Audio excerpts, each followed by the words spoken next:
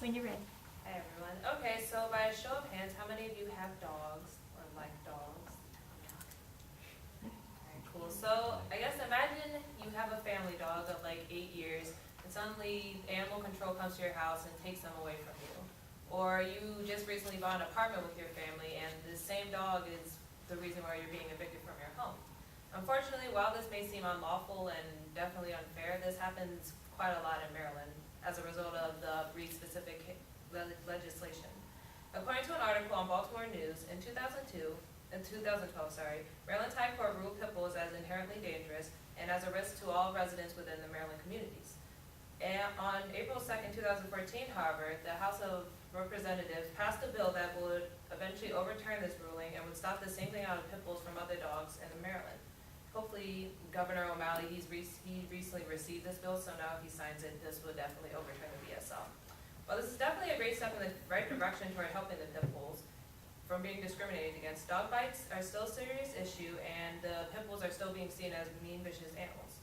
Proper education on pit bulls and dog training are also vital in saving the pit bull's reputation and ensuring the safety of all Maryland residents and their pets. Tonight I will discuss this problem, as well as propose numerous solutions to helping save the pit bull's reputation and discuss the cost and benefits of enforcing these solutions. To start off my speech, I will give more details on the problem of the pit bull's bad reputation, just how serious it is. So today, a lot of people just see medium-sized dogs with stocky builds as being pit bulls, where that's technically not true. As pit bulls, there are various breeds around the world that are seen as pit bulls. And according to the American Society of Prevention of Cruelty to Animals, the pit bull term is misused, and which is why the breed-specific legislation is false, because it determines a dog as a pit bull to be inherently dangerous, when there are a variety of breeds that can be determined as pit bulls. And any like short-haired dog, they define as a pit bull. So if a dog is involved in an attack, it may not necessarily be a pit bull by definition. And according to the ASPCA, media is a cause of the bad reputation that pit bulls have today, which has led to the breed-specific legislation being enforced, as well as many pit bulls being taken away from their families and many families being evicted from their apartments.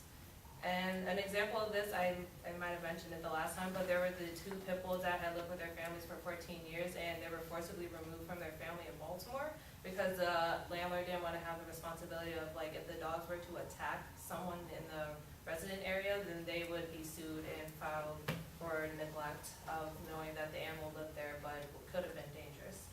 And pit bulls are often, they do not attract the best owners, so since they're viewed as outlawed animals, they normally attract like outlaws as owners who think it's cool to have like a legal animal like on a chain, just like it makes them look macho and whatnot. And so, which often leads to like neglect towards the animals because they don't normally take care of them as they should be. And also improper dog care and ignorance of the needs for a pit bull can lead to dog bites. And according to an article by Tammy Santelli, numerous sources such as the American Veterinary Association has seen no dog as more vicious than another, so it's unfair for people to deem pit bulls as more aggressive than, say, a beagle or like a German shepherd. And so why should pit bulls have to face this prejudice when it's technically not fair to deem them as vicious compared to other dogs? And what can be done to help them? In order to help save pit bulls from being discriminated against by other people and being forced from their homes, and to help give them more hope in finding homes like the ones that are living in shelters now, I propose that more educational opportunities be provided to help teach proper dog training care, and as well as give like more tips for pit bull temperament and proper care for them.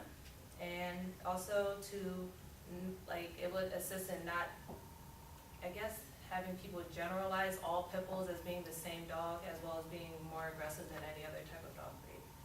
And according to the American Humane Association, children are most at risk for dog bites. So I propose maybe like in elementary schools, different programs and whatnot be like enforced so they can teach them different ways to approach dogs, how to properly play with them and not be too, I guess, rough with them.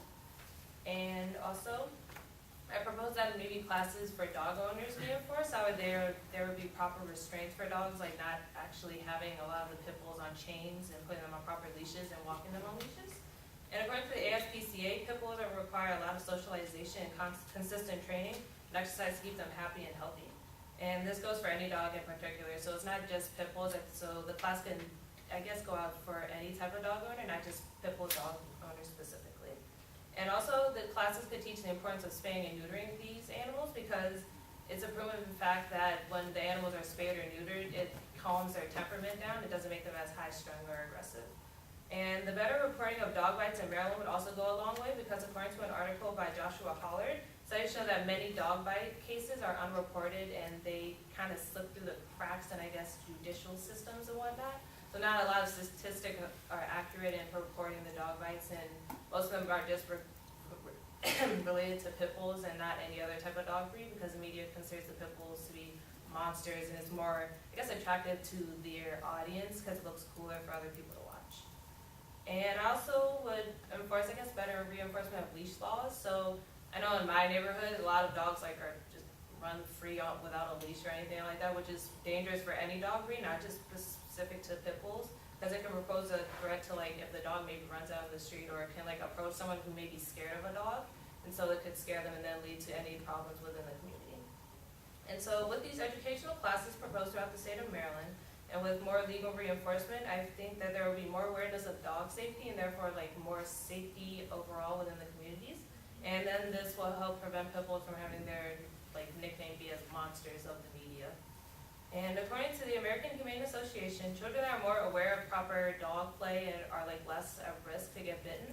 So if they were to enforce classes within their elementary schools, this will be much helpful to help them teach them how to play with dogs properly and approach them properly. And classes for pit bull owners, they'll just teach them how more proper care for their dogs, so they'll be happier and healthier and not be at risk to be more aggressive or anything. And according to the ASPCA, the breed-specific legislature has been encouraging the outlaw owners. So about 84% of the pit bulls involved in bite cases were owned by reckless owners or neglectful owners. And 78% of the pit bulls involved in the bite cases were kept as guard animals and not pets. So a lot of the animals involved in the crimes were not like really domesticated pet animals, or they weren't really family animals. They were just kept, I guess, as like prize and just to be seen throughout neighborhoods. And the American Humane Association states that better dog reporting would just help people see the real trends in cases and realize that pit bulls are not all responsible for every bite case that occurs in Maryland. And the breed-specific legislation is also seen as a security blanket, which is, I guess, has the police forces more lax because they think that it prevents any type of dog bite case, which is not true. So the leash laws and the spaying and neutering will help prevent more dog bite cases, because a chained dog is 2.8 times more likely to bite a dog than a dog that's just in a fenced area and allowed to just run throughout the yard or kept on a leash. And 70% of all dog bites were done by unneutered males, so the males have been neutered, and they would have been as likely to be more aggressive. And I see this often in the dogs that I volunteer with at the shelter. A lot of them are unneutered, which doesn't make them aggressive, specifically those ones, but a lot of them do come through the shelter and have not been neutered or spayed. So that shows that a lot of people in the neighborhood probably don't have awareness that it's important to have your dogs taken care of in that way. And so the cost for my plans, while there are costs for providing education on the pits and enforcing already present laws, the benefits would outweigh them overall. According to the New American Foundation, classes provided within public schools can cost thousands of dollars, and while there would be costs to the government, it will decrease the amount of children injuries since they'll have the classes in their elementary schools and be able to learn how to approach dogs properly.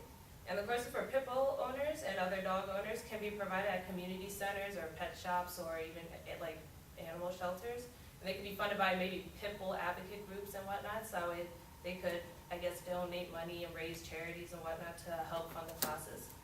And the cost for the bite reporting will be minimal compared to the benefits, as it will provide for the Maryland residents. According to the American Humane Association, the state of Maryland should also provide more funding for the animal control, as they do not have the sufficient funds to go about, I guess, patrolling the area and making sure that all the animals are like properly walked on leashes and not kept on chains. And the counties within Maryland should make more of an effort to enforce the dog laws, because the enforcement of the breed-specific legislation has cost Maryland like thousands and hundreds of thousands of dollars. According to one of Prince George's County's more recent reports, it cost them $560,000 total a year just to maintain the legislation, and it cost about $68,000 per pit bull to maintain within the shelters that they were like removed from their families or their homes. So according to a magazine author, Rose Frozek, as well as thousands of other pit bull advocates such as myself, bully breeds are the complete opposite of what the media make them out to be. Instead of being vicious monsters, they're goofy, fun-loving, and really cute animals. and they do not deserve the reputation that they have from the media as vicious monsters. From having to face the scrutinizing views by the media, and people are unaware of their true nature, to being forced to fight in dogfights throughout the streets of Baltimore, these animals have definitely had a rough life or rough reputation, and that is why, with this knowledge that you know about the pit bulls, I hope that you will go out and correct maybe like negative views that your friends may have about them, or just try to provide more education on the breed to them. Because by taking the small step of just telling your friends or peers about like their true gentle and kind nature, we can each fight for the reputation of pit bulls and in turn fight for the safety and rights of all Maryland residents and